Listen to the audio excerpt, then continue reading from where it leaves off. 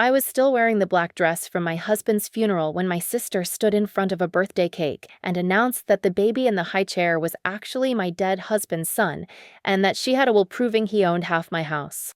Everyone stared at me like I might shatter. I swallowed, smiled, and had to bite the inside of my cheek to keep from laughing. If you know what it's like to navigate family chaos while your heart is in pieces, hit like and subscribe. This one has twists you'll want to hear to the end.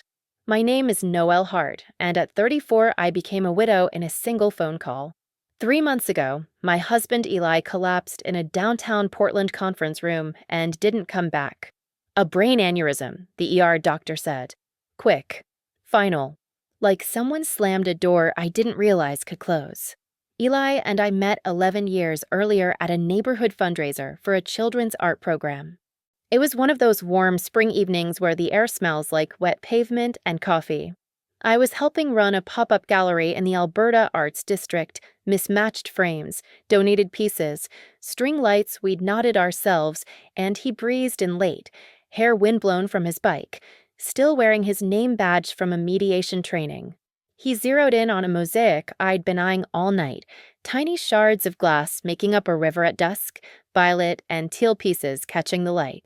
He outbid everyone by a ridiculous margin, then walked straight over, pressed the wrapped mosaic into my hands, and said, "I saw you looking at it every time you thought no one was watching.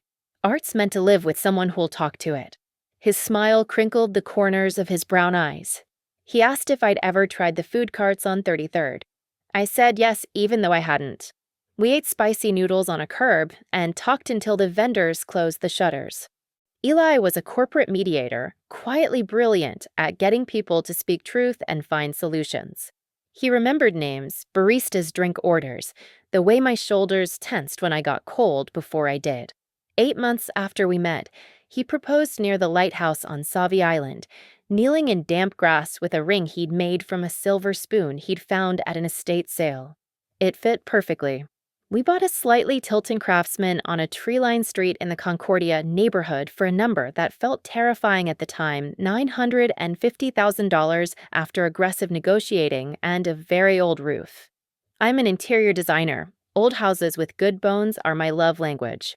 The porch sagged, the kitchen had floral linoleum, the upstairs windows whistled when it rained. It was perfect. Children didn't come the way we dreamed. We tried. Then we tried with charts and needles and hospital gowns. 2 rounds of IUI, 3 of IVF, a second mortgage worth of syringes in Sharps containers under the sink. We rode that roller coaster until the last phone call that started with, "I'm so sorry," and ended with the dull thud of a door closing on a room we had built in our minds. That night, on our sloping porch, Eli held my hand and said, "We can still have a good life, just different. You and me is enough." He meant it. We redesigned the plan. We traveled off-season because we could foggy Mendocino, a rainy week in Edinburgh, cheap tacos in Oaxaca we still talked about as that meal. We rebuilt the kitchen ourselves and got in a fight about grout color that ended in laughter on the floor. Eli cheered when I left the boutique firm to open my own design studio, Hart and Anth, home, out of our dining room. We were a team. We were happy. My younger sister Tessa was a constant complicating note under the melody of my life. She is 4 years younger, the kind of beautiful people forgive before she speaks, dark hair, a laugh that makes strangers turn, and a reckless streak our parents mistook for charm until it bled them dry. While I was drafting floor plans and learning to file quarterly taxes, Tessa bounced between jobs and boyfriends and borrowed money she forgot to pay back. My parents, Leonard and Ruth, endlessly hopeful, rescued her from bounced rent checks and overdue car insurance so many times they called it, helping her past a rough patch, even when the rough patch had lasted a decade. Tessa had always competed with me even when I wasn't playing. If I thrifted a cute jacket, she borrowed it permanently. If I landed a spread in a local magazine, she found a way to dismiss it as lucky. When I started dating Eli, she took a sudden interest in conflict resolution and began showing up at my events in dresses that didn't look like hers. Eli would squeeze my hand and whisper, "She's your sister." We can set boundaries and still show up. Families are messy. 2 years before Eli died, Tessa started dating a bartender named Derek. He had forearms full of tattoos and a motorcycle that set my mother's teeth on edge. Their romance was a telenovela, breakups that blew up our group text thread, tearful reconciliations, roses on the hood of her Corolla at 2 in the morning. Then came Thanksgiving, when Tessa stood up with shaky hands and said she was pregnant. She hadn't ever wanted kids. I smiled until my face ached. I made the quilt I'd once planned for my own baby and gave it to her son, Milo, the day he was born. From the start, Tessa struggled. She FaceTimed me at 3 a.m. while Milo wailed, her hair stuck to her cheeks, asking which bottles to buy and if it was normal to hate your life. I was there nights on her lumpy couch, morning Target runs, babysitting so she could sleep. Eli held Milo like he was made of spun sugar, sweet and breakable, but there was a distance that I chalked up to our own grief. He was kind, always, but not drawn in the way I was. I didn't push. On a Tuesday in late autumn, Eli rubbed his temple and said he had a headache. He kissed my forehead and promised to be home by 6. By 11, a hospital social worker was guiding me into a beige room to say there wasn't anything anyone could have done. The floor inside my chest gave out. Tessa sent a string of texts. So sorry, Milo has a fever, we'll come by later. She stayed 10 minutes at the memorial, eyes puffy, left before we served coffee. I was too numb to interpret anything. Breathing took all my effort. A week later, my mother called and said, "You'll come to Milo's birthday, won't you?" Eli always said, "Family first." I heard the pleas in her voice. I showered. I put on mascara I immediately cried off. I drove across town with a wrapped set of wooden blocks rubber banded to the passenger seat, breathing through the hurt that now lived between my ribs. Tessa's rental duplex was strung with blue streamers and hand-cut paper clouds. A banner hung crookedly across the sliding door. "Happy birthday, Milo." People I didn't know clustered near a folding table, their conversations dropping off when I stepped into the kitchen. My parents looked relieved to see me and guilty about something I couldn't yet name. I chalked it up to the weirdness of grief. 30 minutes later, Tessa swept into the backyard in a new dress, milky white and impractical, hair freshly highlighted, lipstick on. She put Milo in his high chair like a tiny king and banged a plastic spoon on a plastic cup to get attention. "Thank you for coming," she trilled. "This year has been full of surprises. I've been keeping a secret, and given recent events, I can't anymore." A cold thread slid down my spine. "Milo isn't Derek's son," she said. She looked straight at me. "He's Eli's. We had a brief affair 2 years ago. It was a mistake. We never meant to hurt anyone." She reached into her handbag and produced a folded paper. Eli knew the truth. He updated his will so his son would be provided for. "Milo is entitled to half the house." Someone gasped. Plastic cup spent in hands. My father's jaw worked. My mother's eyes shone as if she might cry. Strangers turned to stare at me, the widow. And I, oh God, felt a laugh rise in my throat, wild and inappropriate, the kind that arrives when reality detaches from the floor. I coughed it down. "May I see that?" I asked, my voice already steadier than my heart. She handed me the paper with a little lift of her chin. The legal language was wrong, spongy, and clumsy. Eli had brought home plenty of contracts for me to sign as his spouse. Even the formatting here felt off. And the signature looked like Eli's the way a trace drawing looks like a face. The loop on the H in heart was too neat. The flourish he absent-mindedly added to his E after he'd been doodling during calls was missing. "Thanks," I said. I folded it once, handed it back, and put my palm on Milo's fuzzy head. "Happy birthday, buddy." Then I nodded to my parents. "I'm going to head out." "That's it?" Tessa blurted, eyes flicking, wanting a fight or a scene. "You're not going to say anything?" "Not today," I said. "It's Milo's day." I made it to my car before the laugh broke free. It was the sound a kettle makes right before it boils over. I clapped a hand to my mouth and it trembled with grief and rage and relief. Because Tessa didn't know what Eli and I had never told our families. She didn't know why her story was impossible before it even left her lips. 3 years earlier, Tessa had come for lasagna. We toasted her new job at a marketing firm that turned out to be a chain of sketchy payday loan stores. I left the table to take a call from a client panicking about fabric back orders. When I returned, Tessa was leaning in too close to Eli, fingers on his sleeve. He looked uncomfortable in a way I didn't yet understand. We said goodnight. We washed dishes. Later, in bed, he sat on the edge and said, "I don't want to blow things up between you and your sister, but I won't keep things from you."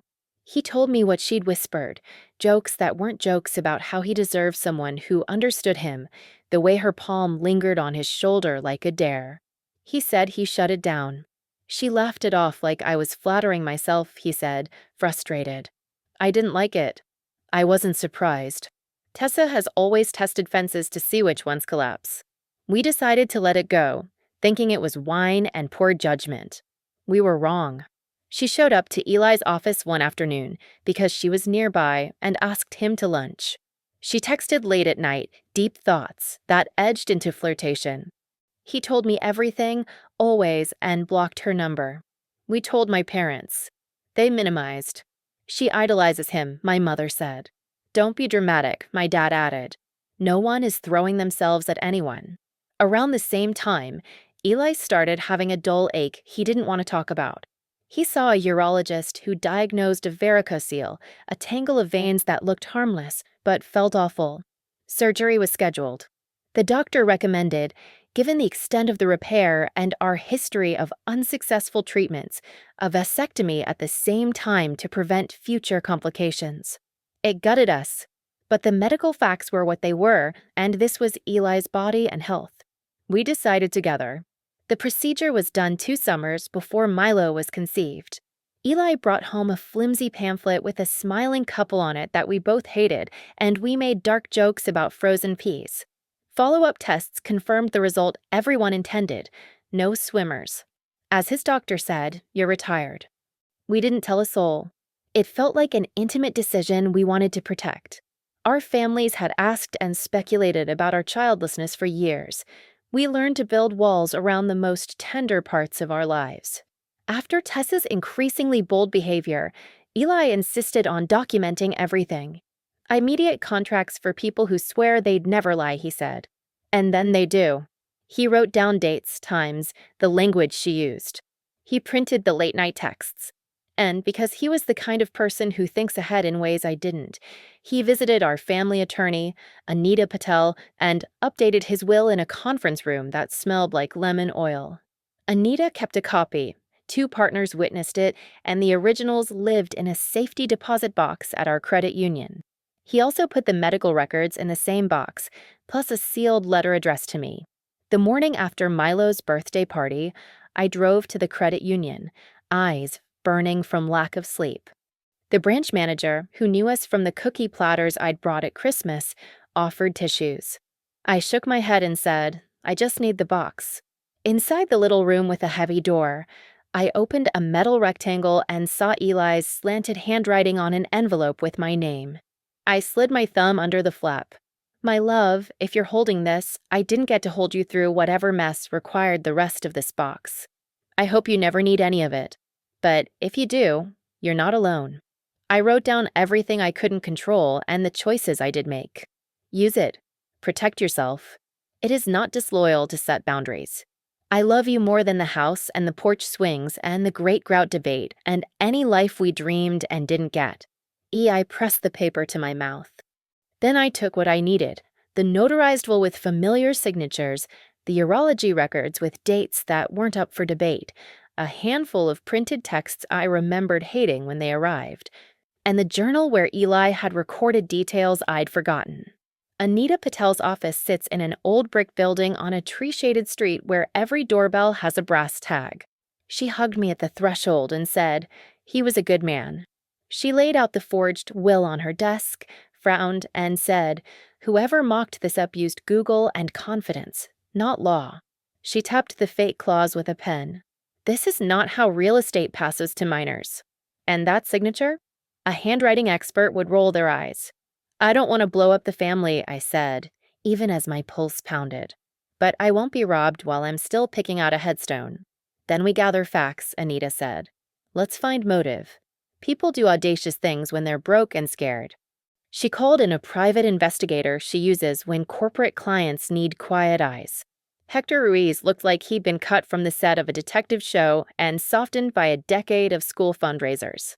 He listened while I talked, then asked crisp questions I wouldn't have thought to ask: Derek's last name, Tessa's work history, Milo's insurance coverage, whether Tessa had ever asked me for large sums outright. "I'll be back to you in a few days," he said, sliding a notepad into his messenger bag. It's rarely just about one thing. 3 days later, I sat in Anita's conference room while Hector spread documents like a magician fanning cards. "Your sister's finances are a bonfire," he said. 79,000 in consumer debt across 6 cards, a small personal loan at an interest rate that should be illegal, and medical bills for Milo's heart surgery that insurance didn't fully cover. She's 4 months behind on rent. He slid over an eviction notice. "The landlord filed this last week. Where's Derek?" I asked, even though I suspected. "Seattle," Hector said. "New girlfriend, no forwarding address he's willing to share. He pays sporadic child support for another child in Spokane and is in arrears there too. He has a misdemeanor domestic assault charge from 3 years ago with a different partner. Not someone you want holding a baby." Hector flipped to printouts of text messages. I recognized the name of the friend on the other end, Kai, the one who opened the door at the party. The texts were a roadmap to fraud. "I can't keep living like this. That house would fix everything." Found Eli's signature on an old charity newsletter. Kai says it's easy to trace and drop it onto a template. Bridget Noel will roll over. She always does. Half the house equals 400 and something K. I deserve a fresh start. My stomach turned. Anita exhaled hard. "We have enough to file charges, attempted fraud, forgery, defamation by implication, but that may not be the path you want, not with a baby in the center." "It's Milo," I said. "He didn't choose any of this." My hands shook. "I want this to end. I want Eli's name clean and my house safe. And I want Milo to be okay. Then we present her with what we've found and give her a choice," Anita said. "Either she makes a full retraction and accepts help with conditions, or we go to the DA." Before I confronted my sister, I made one more appointment with Dr. Yvonne Park, the therapist I'd been seeing in the crater grief left behind. "She has rewritten reality so many times," I said, twisting a tissue. "I keep trying to be the carpet she wipes her feet on because I love her and I'm tired." "You can love someone and refuse to lay down," Dr. Park said. "Compassion with consequences is still compassion." I invited Tessa to my house on a Thursday afternoon. I cleaned because I needed something I could control. I set out water glasses and a digital recorder. Oregon doesn't require both parties to consent to being recorded, but I wanted clarity and no gotchas. When she rang the bell, she wore a new jumpsuit and a smile that assumed she'd already won. "I'd like to record our conversation," I said. "If we reach an agreement, we'll want a record." She made a face, but said yes. "Tell me your story," I said after I clicked the red button. She did, the way a child tapes fabric onto a doll and calls it a dress. In her version, she and Eli met at a swanky hotel downtown on Tuesday nights, when you said he was at networking events. He confessed his misery in our marriage to her Eli, who put even the word hate in quotes. They slept together. He promised to support the baby. He intended to tell me, but then Milo's heart surgery happened and it didn't feel right. "What hotel?" I asked. "The Riverfront," she said, too fast. "There isn't a hotel by that name in Portland." "What floor?" "What room?" She blinked. "High up." "What did he always order from room service?" "Did he sleep on the left like he does at home?" "Did he wear his watch to bed because he hates the tan line it leaves?" Her answers tangled. "You're being ridiculous," she snapped.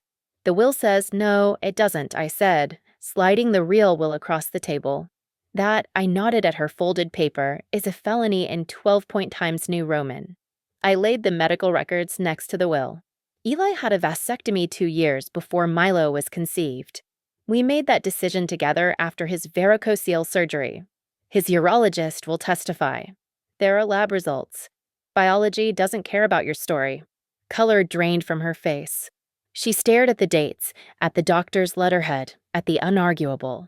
"These could be fabricated," she said weakly. They're not, I said. But let's say, for fun, that every clinic lied to me.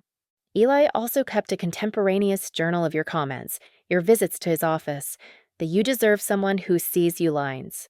He printed your after midnight texts. And we have your messages to Kai discussing how to trace his signature from a nonprofit's newsletter. I also know about the eviction notice and the debt collectors and Derek's new zip code. Tess's shoulders sagged. She made a small keening sound, then full-body sobs shook her. I didn't know what else to do, she cried. I'm drowning, El Noel. I'm 4 months behind on rent. Milo's bills keep coming. I can't work nights. No one will watch him then. She choked, I thought if I could get something out of the house, it would fix it. I wasn't thinking about how it would feel to you. I just kept hearing Mom say, family helps family. Family doesn't commit crimes, I said, voice flat. You didn't just try to take half my home. You stood in front of strangers and smeared Eli.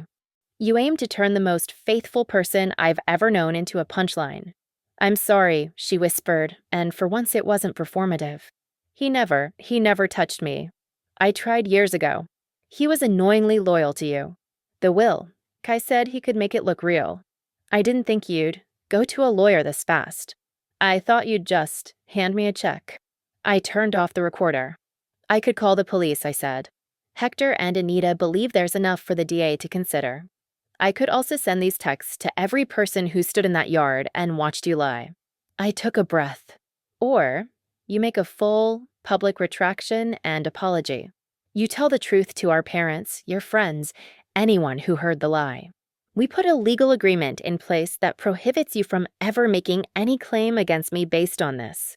In exchange, I will set up a trust for Milo that covers his medical needs and future schooling. I will help you find stable housing and require that you enter therapy and financial counseling and that you keep a steady job. The trust will be managed by an independent trustee. Anita can recommend one, so you don't have to deal with the money directly. If you violate any of this, the help ends. And if you ever lie about Eli again, I will pursue charges. Do you understand me? She wiped her face with the back of her hand. Why would you do any of that after what I did? Because Milo didn't forge anything, I said. And because the person Eli was would want his nephew cared for even if his mother set herself on fire. Tessa stared at the documents. She nodded. Okay, she whispered. I'll do it. I'll tell them. Saturday night, I set my dining table for 4 even though none of us would eat much. My parents arrived with lasagna because that is what my mother does in a crisis. My dad carried flowers, awkward like the first day of school. Tessa came alone. We told them I'd be recording. I did not ask permission this time. Tessa has something to say, I said when we were seated. She gripped the edge of the table until her knuckles whitened. I lied, she said. My mother flinched. Milo isn't Eli's. Eli and Noel never had problems. I forged a will because I'm desperate and ashamed and out of money. I'm sorry. I hurt you. She looked at me, in the worst moment of your life. My mother's hand flew to her mouth. My father inhaled like he'd been underwater. Why? He asked, voice tight. Why would you do this to your sister? To Eli? He did nothing but help you move and bring you takeout when Milo was born.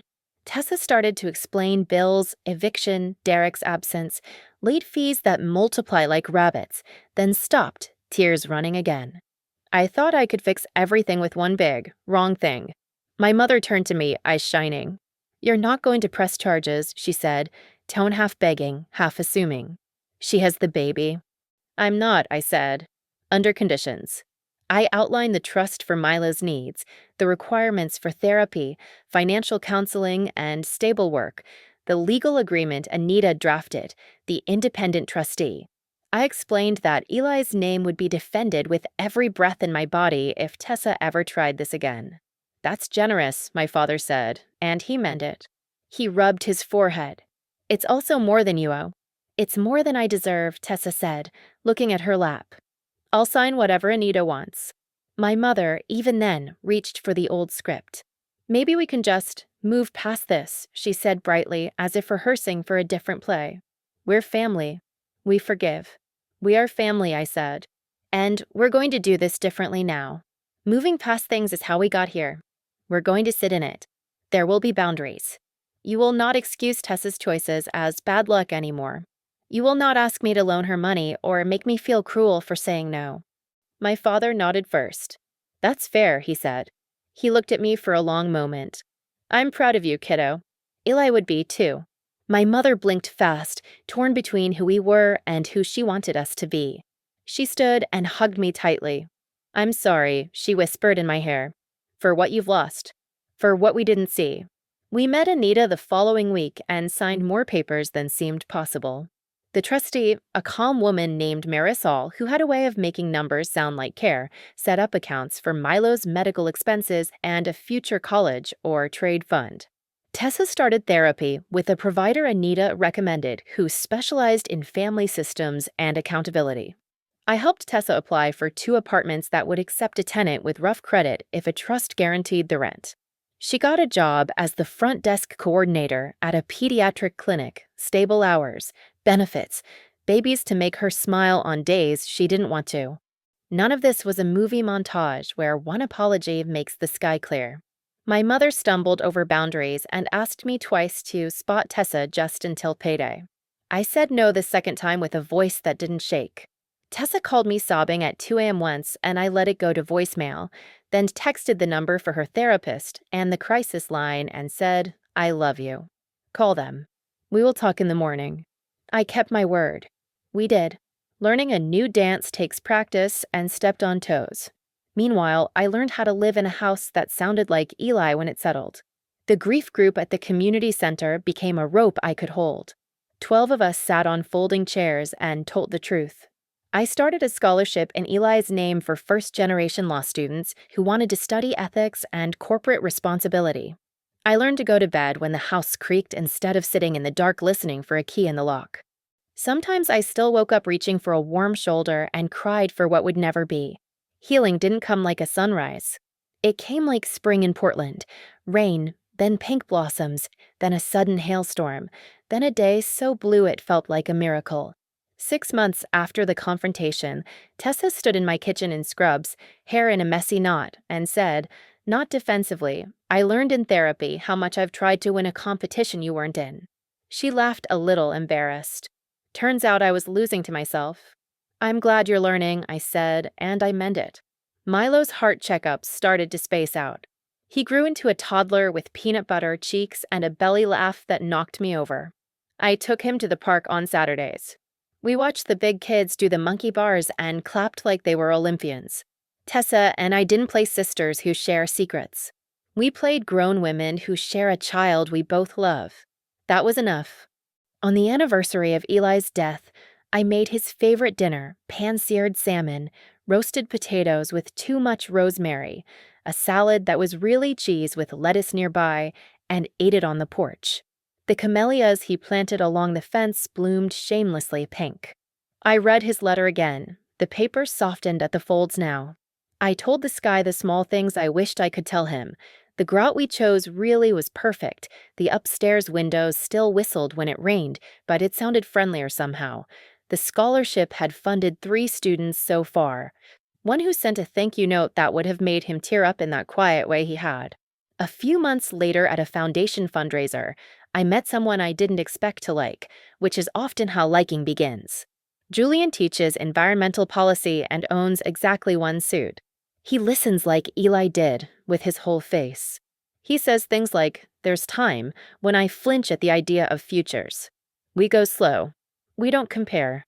Dating after grief is learning a second language, similar nouns, different verbs. I bring Eli with me the way you bring a childhood scar into every room, a part of me, not an obstacle between us. If you're wondering whether I ever told the backyard audience about Tessa's lie, the answer is no. Her apology was public enough to people who mattered. I didn't need to salt scorched earth. Boundaries were my revenge and my salvation, legal, emotional, financial. Eli's foresight saved me from a legal nightmare. My own spine saved me from an emotional one. Here's what I learned, what I wish someone had told me when I was still shaking so hard I couldn't hold a pen, write things down. Keep records. When someone shows you they will twist the truth to get what they want, believe them and protect yourself. Love doesn't require you to be easy to steal from. Family doesn't excuse fraud. Forgiveness isn't a hall pass, it's an internal decision that sometimes comes with a signed agreement and a trustee. A year and a season after the backyard announcement, I sat in our garden while Milo chased a ladybug with the solemn focus of a scientist. Tessa watched him, soft faced, not the girl who once tried to burn down my life, but a mother learning to hold her own weight. My parents arrived with a fruit tart and too many forks. We ate on the porch. Ruth asked too many questions. Leonard told a terrible joke. The camellias dropped petals that landed on the step like confetti. Broken things were mending, not because time heals all, but because we chose work over fantasy. When the sun slid low and the ladybug flew, Milo clapped his hands to his cheeks and yelled, "She has red shoes." We laughed. It was such a small, ordinary joy, the kind that stitches you back together. If you've ever had to set hard lines with people who share your blood, tell me in the comments how you did it. What paperwork, what boundary, what sentence saved you? Subscribe if stories like this make you feel less alone. And remember, healing isn't linear, but it's faithful, like flowers pushing up through cold dirt, like a house that settles and still stands, like a love that guards you long after the hands that wrote you letters are gone.